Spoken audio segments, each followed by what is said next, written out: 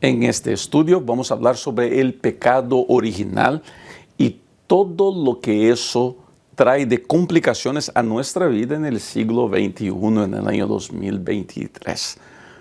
Este video está muy interesante, este estudio está muy interesante y pues ya no gastemos mucho tiempo en la introducción. Quiero comenzar este estudio de una vez, así que vamos, es hora de comenzar a estudiar.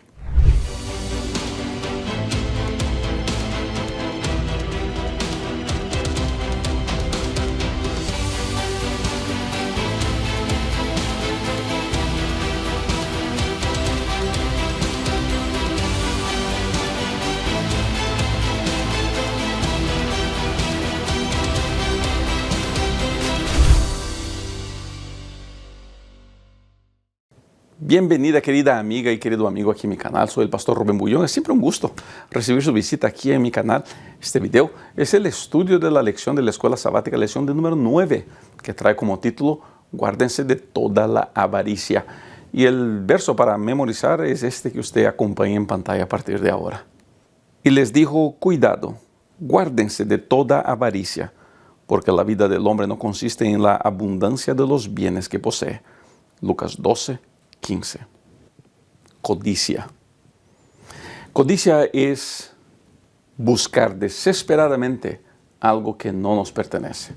Desear al punto casi de la enfermedad algo que no está para nosotros.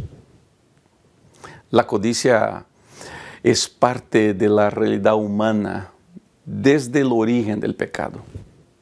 Ahora, ¿por qué vamos a hablar de codicia en una serie de estudios donde estamos hablando de mayordomía, de fidelidad a Dios? Vamos a hablar de eso porque la raíz de la codicia es la idolatría al yo, o sea, la egolatría. Ponerme a mí, a mis deseos, a mis voluntades, primero que a Dios. ¿Y sabes lo que me he dado cuenta últimamente?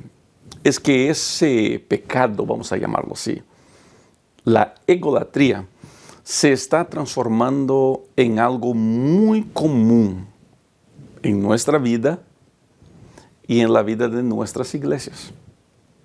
Cuando digo de nuestras iglesias, estoy hablando del mundo religioso en general. Te voy a mostrar. Nosotros hoy día queremos que las cosas se hagan mucho a nuestra manera, a nuestra voluntad. Si algo no se hace como queremos, nos quejamos, protestamos y muchas veces llegamos a insultar. En las iglesias es muy común ver eso. ¿Cuántas veces ya me he sentado con buenos hermanos, gente que dedica su tiempo y su vida a la iglesia y que usan la siguiente expresión: pastor, yo soy el líder de esta iglesia y aquí en esta iglesia se hace como yo digo. Hoy día mismo estaba sentado con uno de mis colegas pastores y me contaba de un buen líder que ha dedicado mucho de su vida al crecimiento de una de nuestras iglesias, que le decía, no voy más a la iglesia. Y el pastor le preguntaba, ¿pero por qué, hermano? No, porque ustedes ya no están haciendo las cosas como yo pienso que están correctas. Mira, puede que por detrás de eso esté el deseo de ver las cosas bien hechas, pero lo que más se demuestra ahí es la egolatría. Si no se hace como yo quiero, entonces no se hace. Estoy seguro que muchos de ustedes, amigos y amigas que me están mirando, pueden o identificar situaciones así o pueden identificarse en esto. No hay mal, no hay pecado en liderar.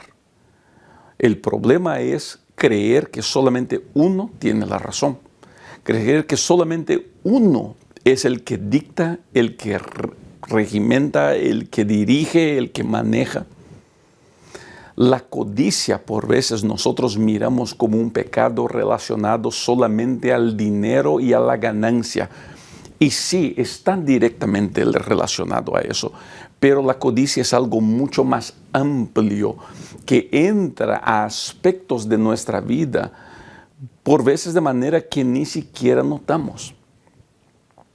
Codicia es poner el yo en primer lugar, haciendo Dios a un lado y haciendo la voluntad de Dios a un lado.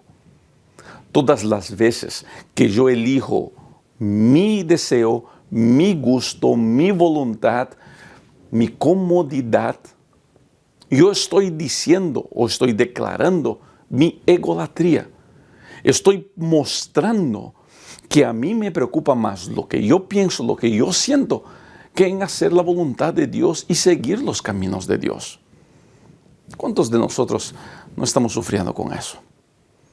¿No valdría la pena darnos una miradita a la vida, mirarnos al espejo de la vida y preguntarnos, ¿será que yo estoy adorándome a mí mismo? ¿Será que he caído víctima de la egolatría?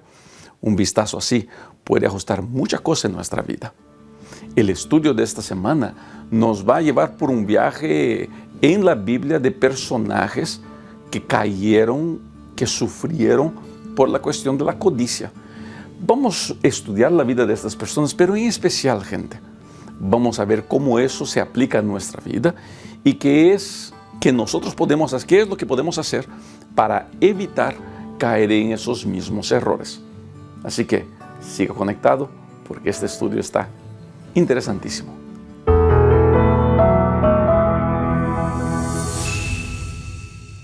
Uno de los puntos más controversiales de la historia de las religiones es el pecado original. Por muchos años se creyó y se predicó que el pecado original tenía que ver con la inmoralidad. Mucha gente se ha preguntado cómo surgió el pecado en el universo. Y el autor de la lección da nombre a ese primer pecado del universo como pecado original, lo que es una idea lógica. ¿Qué pecado fue ese? Bueno, cuando leemos en la Biblia los relatos de Lucifer, nos damos cuenta de que él fue creado como un ángel de luz, pero cayó. Y esa caída de Lucifer está directamente conectada a la codicia, a la egolatría, al orgullo. Como ya les dije, todas las veces que yo quiero ser el centro de las atenciones, estoy cayendo en egolatría. Y esa egolatría, la única cosa que puede hacer es lastimarme a mí y a los que están a mi alrededor. Querido, escucha, querido amigo, querida amiga, escucha bien. Usted es muy importante. Usted es muy importante. Usted vale la sangre de Cristo. Usted vale el sacrificio del Señor Jesucristo. Usted fue la razón por la cual Cristo dejó la majestad del cielo para venir a esa tierra. Pero ojo aquí, Cristo no hizo eso para hacer con que yo sea más importante que mis hermanos. Cristo me vino a salvar y me adoptó en la familia real para que yo sirva a las personas, para que yo sirva a los humildes, para que yo pueda hacerme a un lado permitiendo que la luz de Dios brille. Sí, usted es muy importante, pero a partir del momento que usted piensa que usted es más importante que los demás, es ahí donde comenzamos a sufrir y caer. Ese es un peligro muy grande. El pecado original del universo fue el orgullo, la codicia, la egolatría. Lucifer comenzó a creer de que él merecía las adoraciones destinadas a Jesucristo, que él merecía la adoración de los ángeles como el Padre, como el Hijo, como el Espíritu Santo. Hay una cita de Elena de White que quisiera leer. Por favor, acompañe en pantalla. Esta es una cita muy interesante.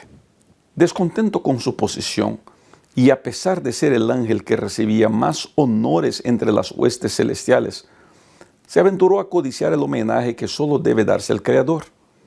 En vez de procurar el ensalzamiento de Dios como supremo en el afecto y la lealtad de todos los seres creados, trató de obtener para sí mismo el servicio y la lealtad de ellos, y codiciando la gloria con la que el Padre Infinito había investido a su Hijo, este príncipe de los ángeles aspiraba el poder que solo era un privilegio de Cristo.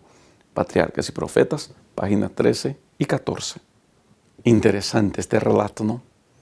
Lucifer quiso para él lo que no era de él. Quiso buscar para sí lo que no había sido designado para él. Ahora, es muy fácil, obviamente, criticar a Lucifer y criticar su manera de ser y de vivir. Pero ya se preguntó, ¿cómo eso afecta nuestra vida? ¿Cómo eso comienza a tomar lugar en nuestro corazón? Y permítame decirle eso comienza a tomar lugar en nuestra vida de una manera muy, pero muy disfrazada en buena actitud. El orgullo y la codicia muchas veces se disfrazan en nuestra vida de una buena actitud, de un deseo de santidad, de un celo por las cosas de Dios. Una de las grandes dificultades que he enfrentado en mi ministerio en los últimos 25 años como pastor es ver cuánta gente piensa que solamente ellos tienen razón en los manejos de las cosas de Dios. No necesitamos ir a una iglesia, en nuestros hogares. La gran mayoría de los problemas familiares es cuando uno de los del hogar se porta como un dictador. Muchas veces el papá, muchas veces la mamá y tristemente algunas veces los propios hijos. Todas las veces que yo quiero dominar, que yo quiero ser el centro de todo, cuando yo comienzo a creer que sin mí las cosas no se pueden hacer, yo estoy cayendo en el mismo error de Lucifer, deseando tener sobre mí algo que nunca fue designado a un ser humano. Nosotros necesitamos tener claro en nuestra mente que fuimos creados para servir a nuestro prójimo. Nosotros no fuimos creados para recibir la gloria y el honor designado solamente a Dios. El ser humano no solamente fue creado para el servicio, el ser humano fue salvado para el servicio. Nuestra vida y nuestro éxito siempre está directamente relacionado a mi capacidad de servir, de amar y de respetar a mi prójimo. Esa es la gloria máxima del cristiano, el servicio. Cuando yo quiero más gloria que servicio, estoy cayendo en la egolatría, estoy cayendo en el pecado original, en lo que destruyó a una de las más increíbles criaturas del universo, Lucifer. Y estoy seguro que usted no quiere eso, ¿cierto? Por eso, al estudiar este tema, vuelve a mi mente una vez más la cuestión del servicio. Y me va a ver hablar mucho sobre servicio en este estudio, porque quizás sea el mejor antídoto contra ese cáncer que está tomando el corazón de mucha gente, el orgullo, la codicia y la egolatría. El pecado original en el universo tuvo que ver con eso, con esa codicia, con querer lo que no era de uno.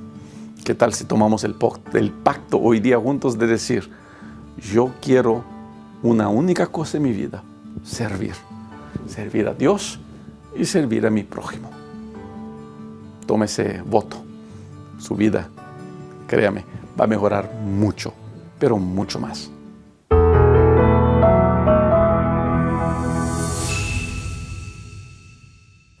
Una de las historias que siempre me llamó mucho la atención en la Biblia fue la historia de Acán. Este caballero, después de la primera victoria del pueblo de Israel contra Jericó, tomó para sí prendas, manto babilónico, algunos tesoros de Jericó, los guardó para sí. Para ese entonces el pueblo de Israel debería tener algunos millones de personas. Poquito después de la batalla de Jericó, el pueblo de Israel se fue a enfrentar al pueblo de Ai y perdieron. El relato bíblico es interesante, que los comandantes de Israel dicen así, no subamos todo el pueblo porque son muy pocos, los podemos derrotar muy fácilmente. Cayeron, perdieron. Josué, el líder del pueblo, buscó a Dios pidiendo, Señor, ¿por qué permitiste que eso pasara? ¿por qué permitiste que eso pasara? Nos van a atacar. Porque mira, el pueblo de Canaán, cuando escucharon la historia de que el pueblo pasó en seco por el río Jordán, pues se asombraron. Si usted ya ha leído el relato de la guerra de Jericó, ve que la prostituta Rahab, ella menciona que los pueblos tenían el corazón derretido por escuchar las maravillas que Dios había hecho. Pero de repente, ahora llega la noticia de que un pueblito pequeño había derrotado a ese gigante llamado Israel. La gente se llenó de miedo y Josué pensó, bueno, aquí vamos a acabar. Se van a unir los pueblos contra nosotros. Dios mío, ¿pero por qué permitiste eso? Y es entonces que Dios le dice a Josué, hay pecado, hay anátema en el pueblo de Israel. A mí siempre me pesó la siguiente pregunta, ¿por qué tuvo Acán que morir? ¿No confesó su pecado? ¿No entregó todo lo que había pasado? Y la respuesta es no. La respuesta triste es no. Porque hay algunas cosas interesantes en este texto y le invito a leer todo el pasaje de la Biblia que lo va a encontrar en el libro de Josué.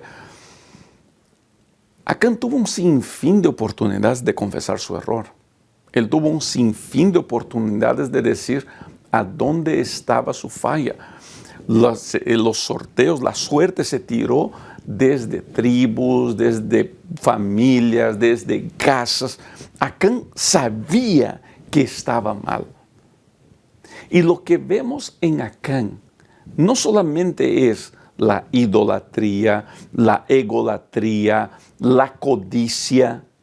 Vemos en Acán una abierta falta de arrepentimiento. Al leer el texto bíblico, uno queda con la clara impresión de que Acán nunca entendió que lo que había hecho estaba mal. Y ahí está el problema, gente. El problema no es pecar. Pecar no es bueno. Pero el problema no es pecar, porque en este mundo pecaremos. El problema es no entender que lo que yo hice es un pecado. El problema no es mirarme, el problema es no querer mirarme al espejo y confrontar con mis fallas y buscar corregirlas. Todo mundo te va a perdonar si tú estás dispuesto a hacer cambios en tu vida. Y ahí es donde nos pesa a todos nosotros. Queremos el perdón, pero no queremos cambio. Queremos la misericordia, pero no queremos hacer los ajustes que solamente nosotros podemos hacer. ¿Quieres ser exitoso? ¿Quieres tener paz con tu familia, con las personas? Tienes que estar dispuesto a hacer cambios. Acán no quiso hacer. Acán se recusó a hacer ajustes. Finalmente, le cayó a él toda esa cuestión. Finalmente fue confrontado con su pecado. Sí, yo hice eso. Y mira que hay una expresión interesante. Él dice así, vi este manto babilónico, buen manto babilónico. Era anátema, era pecado lo que él tenía, pero para él todavía era algo bueno. Mira, hay una verdad gigante en todo eso. Es el hecho de que el arrepentimiento es vital para tenermos victoria. Me arriesgaría a decirte esto. No has logrado tener victoria sobre tus pecados, sobre tus fallas, porque nunca reconociste tus pecados y fallas como pecados y fallas. Solamente lograrás reconocerlos como algo malo el día que sinceramente te arrepientas. Y arrepentimiento no es tenerle miedo a las consecuencias de mis errores. Arrepentimiento es tener una real tristeza por lo que hice. Es el dolor de ver que mis acciones no solamente lastiman el corazón de Dios, pero que mis errores lastiman a aquellos a quien amo. quiero tener éxito y victoria sobre mis fracasos, el arrepentimiento es mandatorio, y eso solamente por el poder de Dios. Te invito hoy día en los comentarios a escribir: Señor, ayúdame a arrepentirme de verdad. Señor, ayúdame a buscar un arrepentimiento genuino. Sí, en este mundo jamás dejaremos de pecar. La perfección llegará cuando Cristo vuelva a la tierra.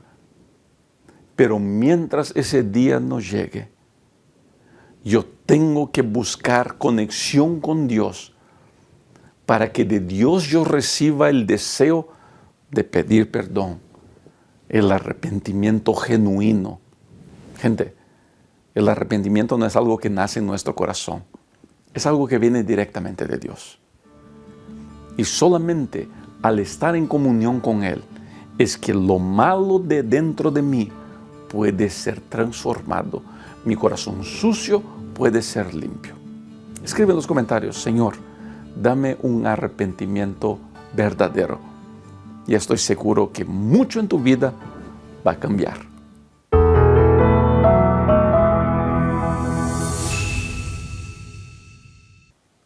Estos días mi hija me pregunta así: papá, ¿sabía Jesús que Judas lo iba a traicionar? Yo, sí, hija, sabía. Entonces, ¿por qué lo dejó? ¿Por qué lo permitió que Jesús fuera uno de los apóstoles? Es una excelente pregunta. ¿Por qué permitió Jesús que Judas fuera uno de los apóstoles? Porque, ojo, habían los discípulos y habían los apóstoles. Los discípulos eran todos los seguidores de Jesús. Habían, pues, vamos a imaginarnos, miles de seguidores de Jesús. Pero los apóstoles era el grupo pequeño de Jesús. Era el grupo, el núcleo íntimo de Jesús. Cristo permitió que Judas estuviera en ese grupo. Interesante. Si fuera usted o yo, creo que no lo hubiéramos permitido. Ahora, Judas tuvo la oportunidad de ver todo el ministerio del Señor Jesucristo desde una perspectiva privilegiada. Tuvo el privilegio de acompañar cada paso, cada momento del trabajo del Salvador. Al leer el relato bíblico y al leer en especial el deseado de todas las gentes, nos damos cuenta de que Judas honestamente buscó un cambio en su vida. Honestamente buscó un cambio, una transformación de carácter, una transformación completa de su ser. Pero Judas cargaba adentro de él un cáncer asesino: la codicia. La codicia, el deseo de tener algo que no era de él. La Biblia muestra que Judas sacaba dinero que era de la bolsa para los discípulos, los apóstoles, para Jesús, sacaba dinero para él. En otras palabras, robaba. Judas, aunque quiso buscar a Cristo, nunca logró encontrar en Cristo la victoria para sus batallas personales. Y gente, es posible estar caminando cerca a Cristo y seguir con batallas personales. ¿Cuántos de ustedes ya no me mandaron mensajes diciendo exactamente eso, pastor? Yo voy a la iglesia, yo quiero ser bueno, yo trabajo, yo me dedico, pero pastor, hay adentro de mí un pecado que yo no sé cómo librarme de él. Pastor, yo lucho, batallo, pero no sé qué hacer para librarme de él. Miles de gentes ya me han contado esa historia. Pero no necesito que la gente me cuente esa historia. ¿Cuántas veces yo me he mirado al espejo pensando: Dios mío, pero ¿por qué soy así? Señor, dame victoria en mis batallas. Hay una buena noticia que quiero darte a ti. Dios quiere sacarte del pecado. Dios quiere hacer de ti una nueva criatura. Es el deseo de Dios que tengas victoria. Es el deseo de Dios que seas exitoso en tu caminada cristiana. Pero tienes que entender que Dios no va a hacer en ti algo sin tu consentir. En otras palabras, para que logres alcanzar las victorias que tanto sueñas, debes no solamente permitir que Dios trabaje en ti, pero tienes tú que batallar juntamente con Cristo para esa transformación. No es una victoria fácil, pero es una victoria posible. Y si hoy día levantas tu voz y clamas por ayuda de Dios, seguramente la encontrarás. El gran problema del ser humano es que quiere tener victoria sobre sus pecados luchando él solo sin la ayuda de Dios. Como que si Dios no supiera lo que hacemos. ¿Cuánta gente quiere enfrentarse a sus batallas, sus pecados solitos, pensando que, pues, ¿qué pensará Dios de mí? ¿Qué pensará Dios de mí? Dios me ama. Y por eso mandó a Cristo a morir en mi lugar. Querido, no hay nada que tú puedas hacer que haga con que Dios piense mal de ti. Dios sabe exactamente lo que eres y Él está desesperado al lado tuyo, perdonen la expresión, desesperado, esperando que le des a Él una oportunidad de trabajar en tu vida y hacer el cambio que tanto estás buscando. Para de luchar solito. Es ahí donde, sabes que me toca mucho el corazón eso. Porque yo sé, querido amigo, me duele el corazón saber que usted está luchando solito. Me duele el corazón que usted se enfrenta a esa batalla solita. Usted no necesita enfrentar nada de eso abandonada como está. Usted no necesita enfrentarse las luchas, los problemas y las tormentas de la vida solo, llorando solo, sufriendo solo. Dios te ama más de lo que puedes entender, más lo que puedes imaginar, más lo que puedes comprender. Y en su locura llamada amor, vamos a decirlo así, Él está ahí al lado tuyo ahora. Él está contigo ahí. Lo único que tienes que hacer es abrirle paso a Dios. Pastor, no tengo fuerzas. Dile eso a Dios. Señor, no tengo fuerzas. Dame fuerzas. Dios no falla. Es importante entender eso. Porque hay una cosa muy, muy peligrosa que aprendemos de la vida de Judas. Lo que no destruimos, tarde o temprano nos va a destruir. Lo que no destruimos, tarde o temprano nos va a destruir. Si yo sé que tengo un pecado dentro de mí y yo estoy acariciando este pecado y yo no hago nada para librarme de él, y si yo pienso que este pecado no es tan pecado y que nunca nadie va a descubrir y que todo va a estar bien, es como estar creando una culebra fuera de una jaula. Pues tarde o temprano me va a atacar. Lo que yo no destruyo, me destruirá. Y es ahí donde entra el poder de Dios para decir, Señor, yo no tengo fuerza para destruir este pecado. ¿Puedes ayudarme? Y Dios jamás dejará de contestar tu oración. Judas no pudo destruir su pecado. No buscó ayuda en su maestro para destruir su pecado. Al fin su pecado lo destruyó. Y no solamente eso, si yo no destruyo mi pecado me llevará a un lugar donde yo nunca me imaginé estar. ¿Cuántos de nosotros ya dijimos eso, pastor? Nunca me imaginé que llegaría a este nivel. Nunca me imaginé que llegaría a esta situación. Y ahí estamos. No me imagino nunca que Judas pensó, pues un día me voy a ahorcar.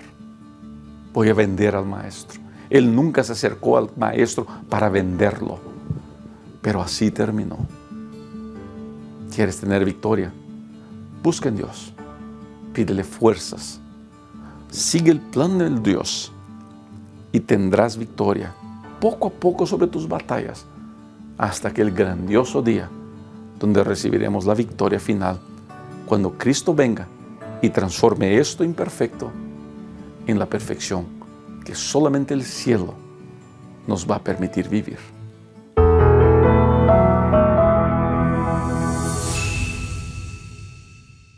Otra historia interesante en la palabra de Dios es la historia de Ananías y Zafira. ¿Cuánta gente ya me preguntó sobre eso, pastor? ¿Pero por qué esa gente tenía que morir? Pues fueron confrontados con su pecado. Y no que fuera un pecado, ellos fueron a hacer una donación. Pues donaron menos de lo que habían propuesto. Pastor, ¿será pecado eso? Por favor, usted que es maestro de escuela sabática, no use esto aquí para crear miedo en la gente de dar ofrenda y diezmos.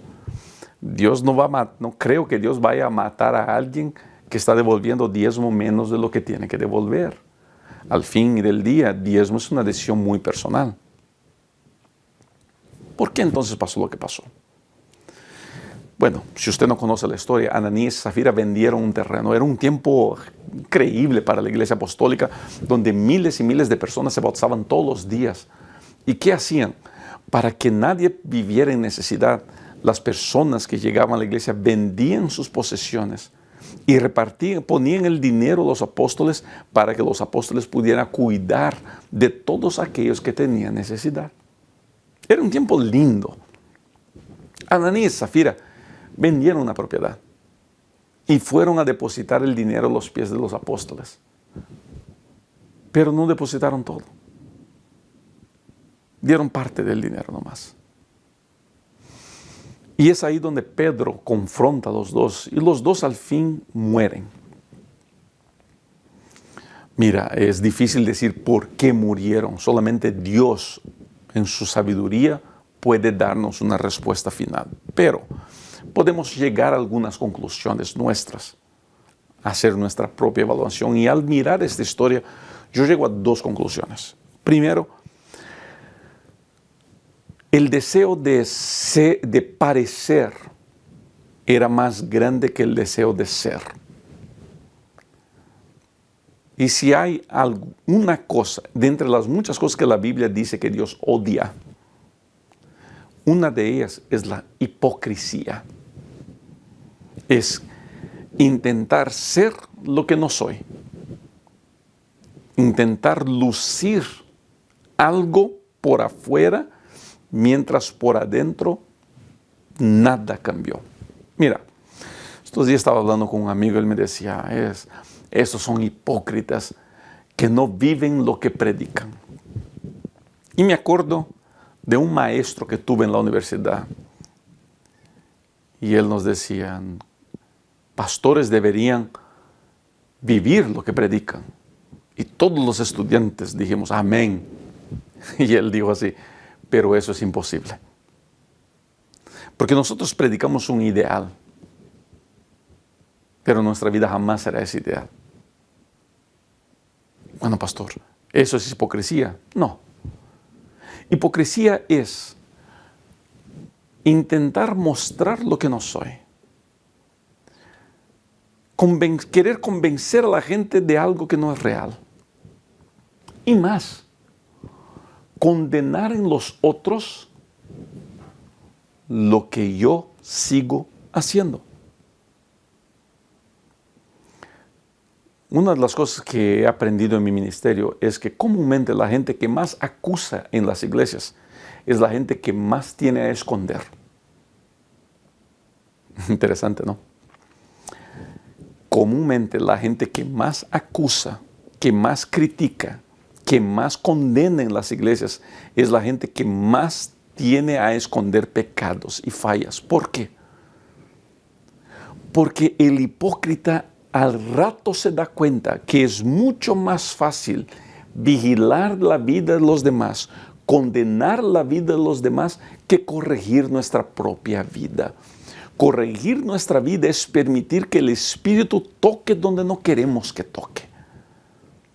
Pero es muy cómodo sentarnos en el sillón de nuestra supuesta santidad, juzgar y condenar a todas las personas. Hipócritas. Es triste cuando el mundo religioso se convierte en un mundo hipócrita. Querida amiga y querido amigo, por favor, entiende lo que estoy diciendo. Yo no estoy criticando la religión es buena. Pero es importante que entendamos algo. Dios no me ha llamado a mí para condenar, para criticar o para juzgar a mi prójimo. No importa qué tan pecaminosa me parezca la vida de mi hermano. No importa cuán seguro yo esté de lo que ellos están haciendo está mal. La Biblia no es un libro de condenación. Jamás digan, no, la Biblia condena lo que haces. La Biblia no es para condenar, la Biblia es para salvar. Y mi estudio de la Biblia no es para condenar a mi hermano, y sí para mirarme al espejo de la Biblia y descubrir dónde yo necesito que el Espíritu trabaje en mí. Si hacemos eso, hacemos mucho. Ananías y Zafira, su gran error fue que la codicia los llevó a una vida de hipocresía. Ojalá no sea así con nosotros. Quizá usted, querida amiga que me está mirando, querido amigo que me está mirando, está escondiendo algo única y exclusivamente por hipocresía. Quizá usted está atacando a alguien para esconder sus propios errores. ¿Me permiten una sugerencia? No se meta en la vida de los demás. No se meta en la vida de los demás. Busque en Dios mejorar su vida, porque al mejorar su vida no tiene idea del impacto positivo que eso generará en los que están alrededor suyo. Estoy seguro que Dios lo va a ayudar a hacer eso.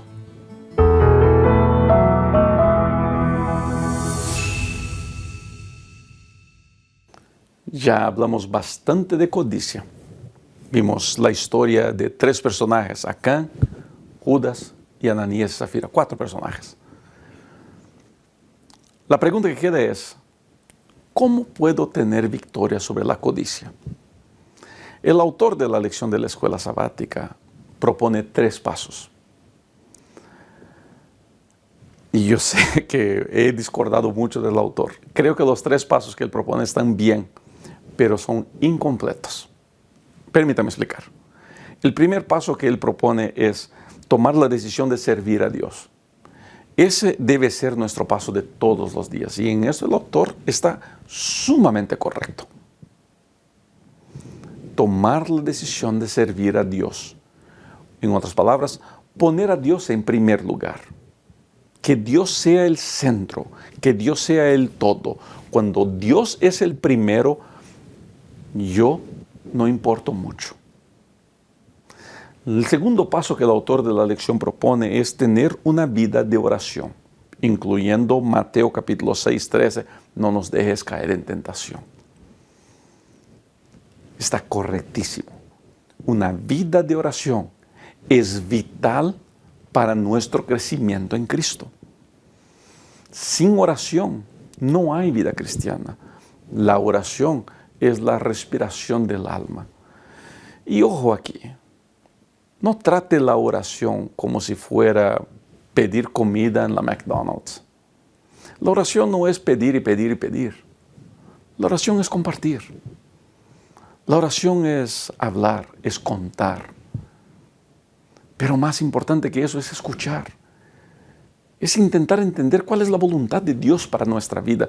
Una vida de oración no es una vida de pedir y pedir y pedir. Una vida de oración es una vida de comunión, es una vida de relación. Esa es la esencia de la vida cristiana, relacionarse con Cristo. Primer paso, servir a Dios. Segundo paso, oración. 2 pasos que están perfectos. El tercer paso, el doctor propone estudiar la Biblia de forma regular. Otra vez, al clavo le dio el autor de la lección. Servir a Dios, orar y estudiar la Biblia. Hasta aquí, gente, todo perfecto. Es al leer la Biblia que yo encuentro la voluntad de Dios. Vuelvo a repetir. Si usted quiere saber cuál es la voluntad de Dios para su vida, no tiene que estar haciendo ayunos y oración. Todo eso es bueno. Pero déle una miradita a la Biblia. Lea la Biblia. La voluntad de Dios no ha cambiado. Lea la Biblia. Estudie la palabra. Nada mejor que un cristiano que conoce la Biblia. ¿Bien? Ahora, y aquí es donde voy a permitirme añadir algo extra. La respuesta del autor de la lección está correcta, pero incompleta. La vida cristiana es un trípode. Estudio de la Biblia, oración. Pero si yo hago solamente estos dos y le saco una pierna al trípode, eso se va a caer. Yo estoy grabando este video y mi cámara que estoy mirando ahora está encima de un trípode. Si yo le quito una de las piernas de este trípode, esta cámara se va a caer. Así es la vida cristiana. Pastor, entonces, pero el autor dio 3 pasos. Servir a Dios, leer la Biblia y orar. Servir a Dios es una decisión grande que hacemos. Pero la vida cristiana, el trípode de la vida cristiana está en orar, estudiar la Biblia y el tercero, cumplir el trabajo, trabajar en la misión de Dios. Cumplir con nuestra misión en la tierra. ¿Qué es eso? Es hablar de Cristo a alguien, es servir a mi prójimo, es trabajar por alguien. No hay nada mejor para sanar un corazón enfermo. No hay nada mejor para sacar a alguien del pecado que el servicio por el prójimo.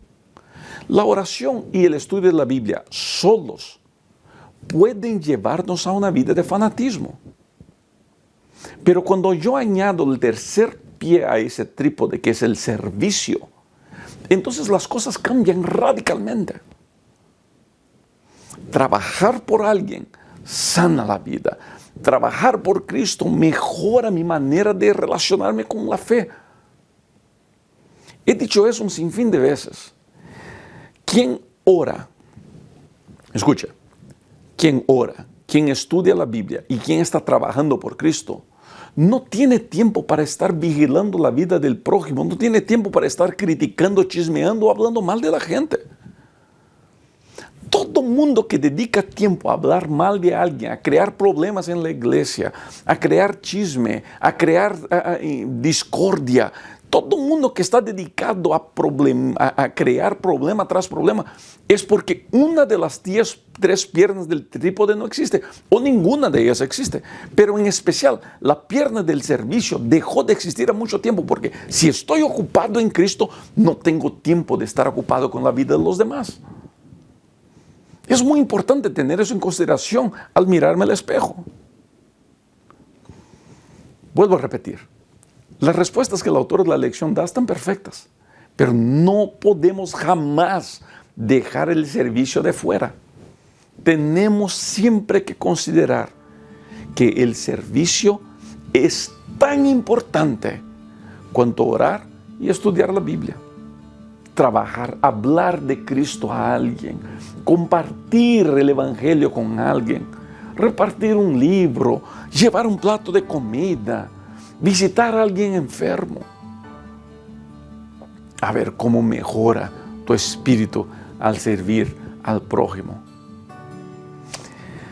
¿Quieres tener victoria sobre la codicia? Y me arriesgaría a decir más, ¿quieres tener victoria sobre tus pecados? Trabaja por Cristo. Verás cómo tu vida va a cambiar para mejor.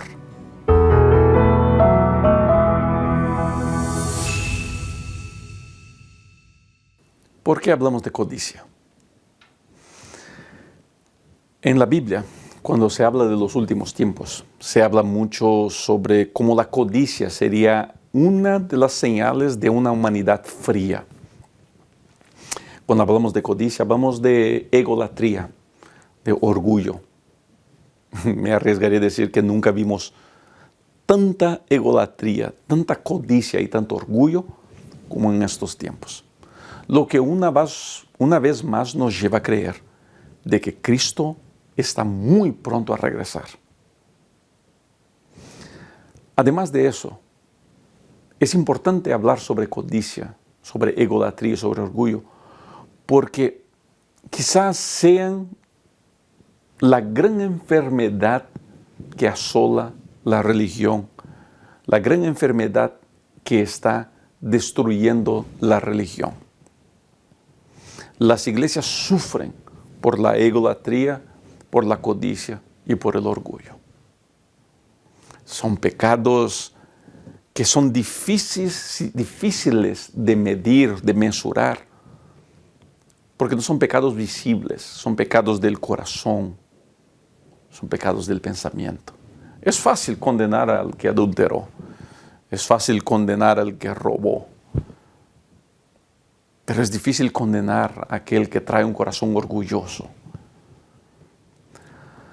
Vuelvo a repetir, no es trabajo de la iglesia andar condenando a la gente. Es muy importante que ahora, al hablar en la lección de viernes, es muy importante recordar que yo no tengo que agarrar esta lección y comenzar a medir los miembros de la iglesia, a ver quién aquí anda con codicia, quién aquí anda con orgullo. No. Lo más importante que puedo hacer es agarrar este estudio y mirarme al espejo y pensar, ¿cómo estoy? ¿Cómo está mi vida? Usted tiene un poder increíble en sus manos, que es el poder de mejorar su vida. Usted tiene el control de eso en sus manos. Quizá usted no tenga la fuerza necesaria para mejorar, para corregir, pero usted tiene el control del libre albedrío y permitir que Dios venga y comience ese trabajo en mí. Y que Dios termine ese trabajo en mí, que Él haga ese trabajo en mí. Ese es un poder que está en sus manos, pero es doloroso. Pero vale la pena.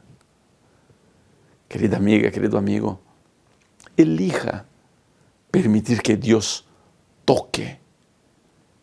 Va a doler, pero los cambios que verá serán increíblemente buenos. Yo creo que Dios quiere librarnos de este pecado y depende solamente de nosotros aceptar la ayuda de Dios. Querida amiga, querido amigo, yo voy a estar orando por usted y lo invito a orar por mí, para que juntos tengamos condiciones de tener victoria sobre todos estos problemas. Mira, gracias por haber llegado hasta aquí. De verdad aprecio mucho su compañía durante todo este estudio. Creo que fue un estudio muy interesante, donde pudimos juntos aprender bastante. Que Dios te bendiga, que Dios te guarde y nos encontramos para los próximos videos aquí en mi canal. Cuídese mucho. Chao.